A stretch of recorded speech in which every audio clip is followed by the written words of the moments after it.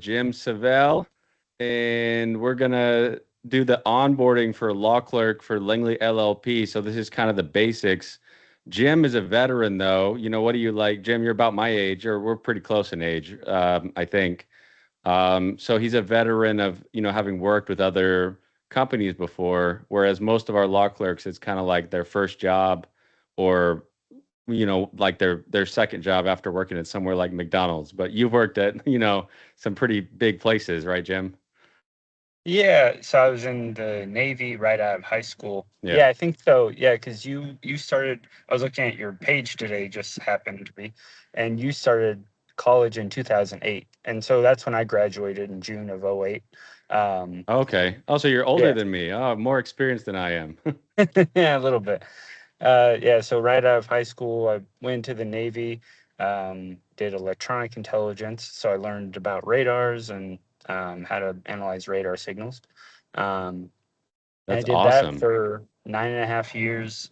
Like Uh, enemy radar signals. Like I know that was really popular in World War II. I'm a little bit of a right. history buff, Yeah, you know? that's when it really radar doesn't really exist until kind of World War I, and then yeah, World War II is big. And isn't radar Um, an acronym or an initialism? No, it's an acronym. uh, It's normally capitalized. I don't know it to be an acronym per se, but it might be. Okay. Um, but yeah, so yeah, 95% of my job is unclassified because it's just radar. But but then there's sources and methods, and it gets really classified from there. Oh yeah. But yeah, so I deployed on submarines. That was my first So how tour. deep did you go on those submarines? So when you're at so the the depth is actually measured from the bottom of the submarine. That's where they put the little depth locator. And so when you're at periscope depth, you're usually anywhere from 57 to 62 feet. I've been as deep as like close to 950 feet. Um, Usually for testing purposes, when you're traveling underwater, you're usually around 500 feet. Um, Okay, so that's not too deep. It's not like you Ocean know, Gate deep or anything. No, no, no, no. Because our so the fast attack submarine that was really designed for Cold War purposes, uh, they can go as deep as about 1,000 feet, and Right. then you get to what they call crush depth, and these things, the pressure on the actual submarine just becomes too great. You could actually crush it, which is crazy. You're talking about steel, right? Yeah. Um, but yeah, so I did that, and then I was in Aurora, Colorado. There's a Air Force base there. There's National Reconnaissance Office has satellites, and they can do things. Aurora is a So beautiful city. yeah, it's pretty nice there, and I love living in Denver. It's pretty cool. And then I did in 2017. I did my last deployment on a surface ship. Um, and we hung out around Yemen. It's kind of boring, but um, Around and Yemen? yeah, yeah, That's cool. That's 2017. kind of cool. Yeah, so yeah, we participated in kind of the blockade against the Houthis, and we did a lot of just monitoring operations of what they were doing, and to make sure that they weren't going to be interfering with the Gulf of Aden and all the traffic, because you enter and exit the Red Sea right there if you're down south, and then there's the Suez Canal up north. Wait, so did you deal with pirates ever or no? No, we didn't go that far south. Oh, okay. My Yemen knowledge is very limited. Yeah, and then and so I got out in March of 18, and I actually got a job as a contractor in Colorado doing similar work that I did when I was in the military. Um, and then I did signals analysis work for about a year, and then I want to come home. Easiest way to do that is to get into IT, and because there's a Navy base here, and they do weapons development type stuff. So there's all sorts of like really smart people here doing rockets and chemistry and all sorts of stuff. But And you're doing network architecture, right? right, yeah. So I uh, troubleshoot the network, build and deploy switches, and we troubleshoot routers and stuff like that. Okay. So And do you that's what I like it? do on a day to day. It's fine. It's a Yeah. thing I know how to do. My dad was in IT basically since I was a little kid. He was in. Uh, he did 4 years in the Navy, and then he got in. He was doing landscaping around here, and then want to do something different. So he got kind of into. He started just running network cable, and then one day they showed him a computer, and they're like, "There's a hard drive There you that go. needs to be replaced." And so he started doing that and got into systems administration. I did a little bit of that when I first got here, and then I switched over to networks, and I've been doing that for 3 years. So So I've where's been the in most IT. action? Is it in the Navy? Is it in IT, or is it in law school? Where do you see the most action? Well, it depends on what you mean by action. I don't Um, know. Action means whatever, like whatever you think it means. I don't know. Well, yeah. So the only time I saw like anything really interesting, I was in the Navy. So I did electronic support during Operation Odyssey Dawn in 2011. Nice. Um, I was on the USS Florida, which is a guided missile submarine, and we launched 95 Tomahawks into Libya, um, which was out of the 110 that was total launched during that operation. So there was that. But yeah, that's what I call action. We were busy. That's Um, awesome. yeah, and I saw, and it was just kind of an interesting kind of 10 years to be around because like Ukraine and Russia kind of got into their thing in 2014, and so we saw some stuff there, and then the You went Civil War. to Ukraine? No, but I was doing overhead, so we were monitoring all that Oh, I stuff. see. Yeah, and then the civil war in Syria at the same time. So there's just to be around some of the other because there's all sorts of different types of sensors on the satellites. There's infrared and various different things. So there's a lot of different types of intelligence going on all at the same time. So Yeah. you just learn different stuff. So you've dealt with wars, you dealt with like what could be wars, and now you're like, I just kind of want to settle down and do more of the IT/lawyer thing. You told me, I think, that you maybe want to be a trial lawyer, but you're not exactly sure, right? Yeah, I'm looking at, well, it's probably going to go that way for sure. Everything that I've looked at has been more of a litigation type. It's just a matter of what I actually get the opportunity to get into. The commercial litigation stuff really seems interesting to me. And I can help Um, you with that. I can give you commercial litigation assignments. So, yeah, for sure. we can, start with some of those. In fact, one of them is a big, big, big client who is on a lot of commercials. They want to sue an auditor, and I'll obviously tell you who the client is and who the auditor is offline. But since we're recording this, I can't tell you right now. But and those kind of take a while to go from filing the lawsuit, which we haven't done yet, but we're about to the trial phase. Because, like you posted about today, the courts are clogged up. In fact, I mean, that post really resonated with me. Yeah, yeah, that was crazy when I heard about the discrepancy between what goes on in state courts and federal courts because even federal court takes forever and it's just like we couldn't possibly divvy up the states small enough to have districts that would work Yeah. even at the state level. The state judges, they can only devote like 10 minutes. I think I saw something like that. They can only devote like 10 minutes to the actual case, like because their docket is so completely clogged. My camera might do a doom zoom if I do this, but the docket is just huge for state Yeah, court judges. They're overwhelmed. It's mostly criminal cases. So they try to give priority to those. In fact, they have to under the yeah, Constitution. You know that, right? That, right. it has to be a speedy trial. Everybody's got in criminal law has the right to a speedy trial. In civil, we don't have the right to a speedy trial. Yeah, you don't even have Judges a try right to to a do what's called a jury. rocket docket. Yeah, what's that?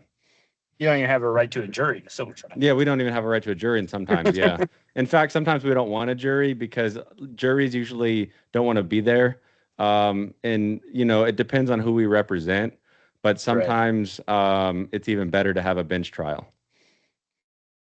Yeah, Um, Yeah, it's crazy just how, and like not even all the criminal defendants exercise their rights to the full extent.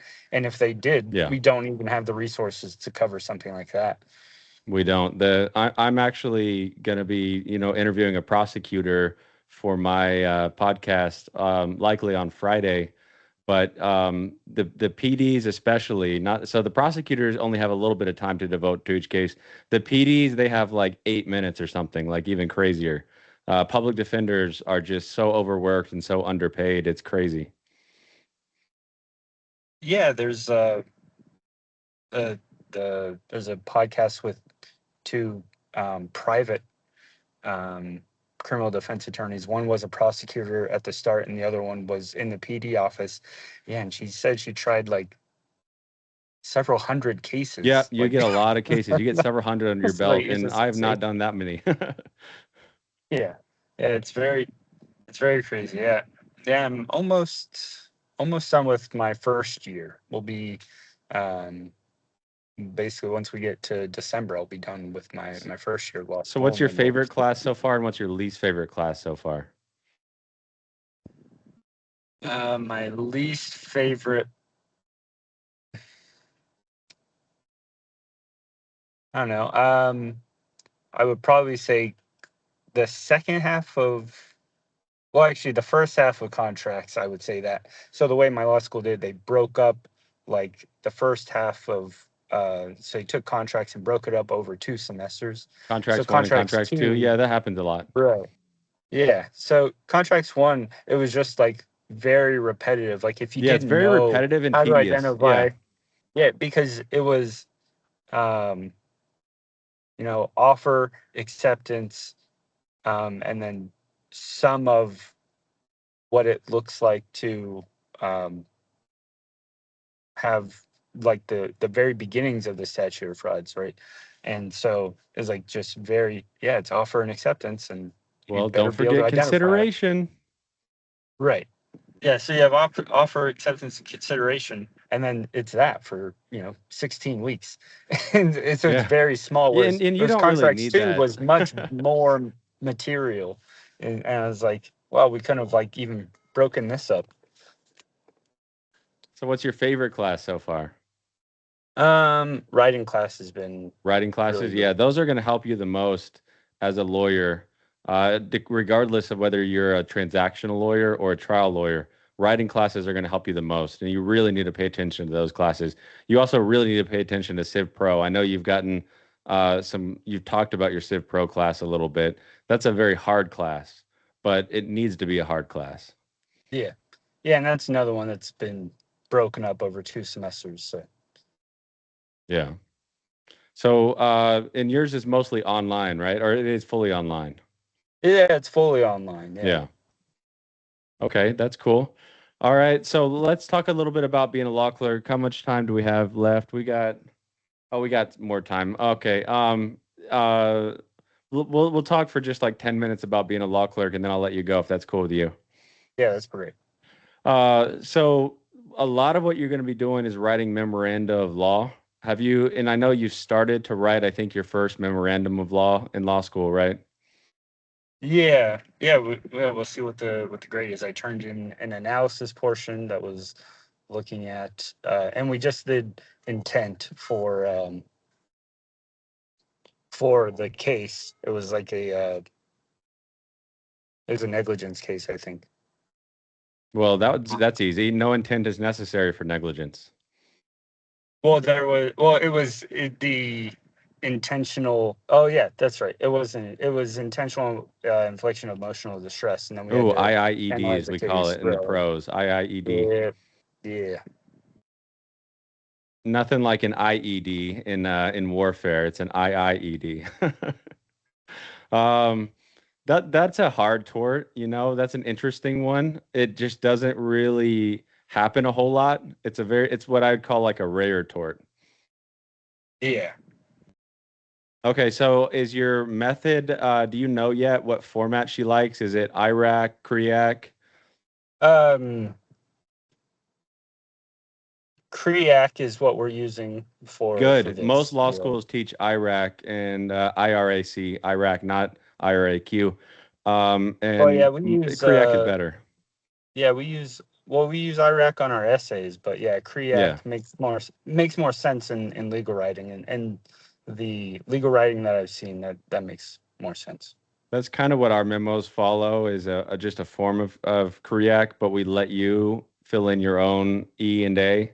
Um, uh, we obviously want the executive summary to be what you work on the most. So the conclusion is the executive summary. In fact, turn it more into like SRIAC, Right. summary, rule, explanation, analysis, conclusion. But put a really good executive summary and make it really short. It's really hard to make it really short, but that's what we want it to be. Okay.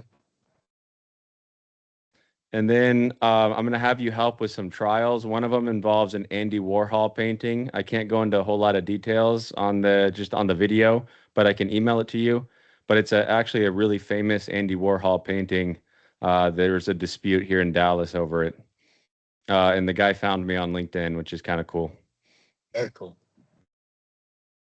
So those are going to be the two big cases that you help with is the auditor case and the Warhol case. I'm going to have you help a little bit with a third case involving an apartment building in Houston where a contractor is saying that they did work and didn't get paid. And we represent the owner of the apartment building. And we're going to see, what the right thing to do is because I always tell my clients to do the right thing. Like, don't Yeah. withhold payment just to withhold payment. If you owe the money, pay the money. So we're going to try to see what was actually done there and help them reach the right resolution. And I'll give you more details about that. So those are kind of the three things. I don't want to overload you with too many cases, so I just want you to start with those three cases. You'll spend your most time on the auditor case. You'll spend the second most time on the Andy Warhol painting case, and you'll spend the third most time on the construction case involving the subcontractor in the apartment building in Houston. So, any questions about those? Nothing at the moment. No. No. Okay. Yep. So it should be fun. It should be interesting. Um, Dana is going to email you the onboarding, including keeping your time.